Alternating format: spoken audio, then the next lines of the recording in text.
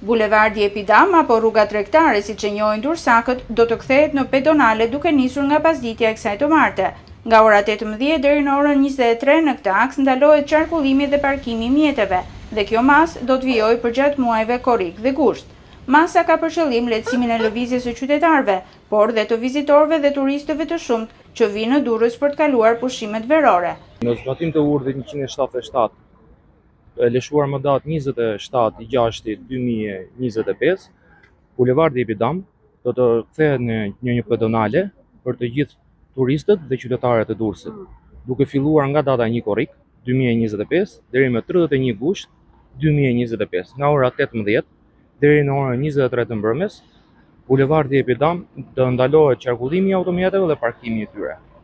Nga dita e parë e korrikut, segmenti nga prefektura deri tek Torra Veneciane do të jetë në dispozicion të këmbësorëve për të shijuar mbrëmjet verore në qytetin 3000 vjeçar, ndërsa janë menduar dhe rrugët alternative për devijimin e lëvizjes së mjeteve. Rrugët alternative që do ndiqet pas bllokimit të bulevardit është rruga Kaltopia, e cila varion nga prefektura në drejtim të Vilës Zogut.